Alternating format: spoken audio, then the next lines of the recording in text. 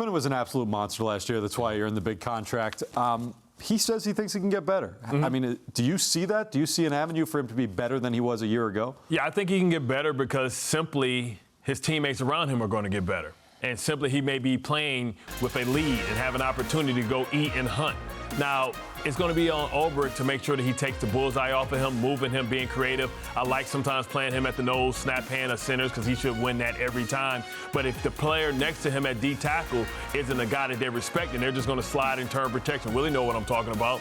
You talk about Aaron Donald's been double-teamed more than anybody in the league. You saw last year with Chris Jones, how they moved him around and is able to take that target off his back. So if the team gets better and his teammates get better, we need Jermaine Johnson to step up to the front of the congregation. We need McDonald to be what he's advertised as. We need Franklin Myers to be the player that he was two years ago.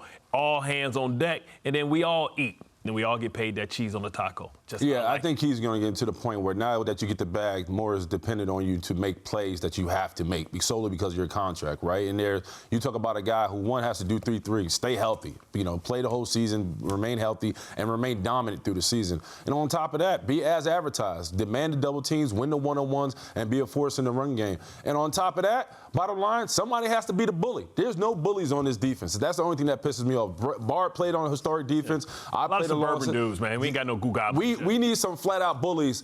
Great defenders, great defenses have one or two bullies like, hey, there's nothing you can do. Just hold on. The game will be over. We need that type of player. All right. They do have a lot of depth on that defensive line, though. How do you take advantage if you're Robert Saleh this season? You rotate those edge rushers and put them in the best position to succeed. And for these tackles that have to go against this group, it's like dealing with a four-pitch pitcher that's mastered every single pitch, right? You got Carl Lawson, all speed to power. You got Bryce Huff, some of the best get-off-the-snap ability in the league with that outside speed, the ability to dip and bend. You got Will McDonald. We saw it in the preseason game. When you get hit with that spin move, I mean, that didn't look fun at all for any offensive lineman. And I think Jermaine Johnson takes a big step this year with the kind of power profile he has. And then you see the interior players, of course. A guy like Al Woods, who we've talked about on the show, a big-bodied player that can contain the run. They just have a lot of different types of defensive linemen, and they're 8 or 9 deep. That rotation, when they're coming in fresh, it's a lot to deal with. Willie, Al Woods, I know you know him well. Yeah, I played with Al in Pittsburgh, man. He was a young fella, hungry. He kind of came up with that bully breed type of nose tackle. He can handle double teams. He's scrappy,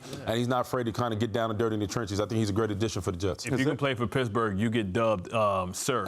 So it's all good. I can respect that. Is there a guy on that list that you think is the key beyond Quinnen Williams?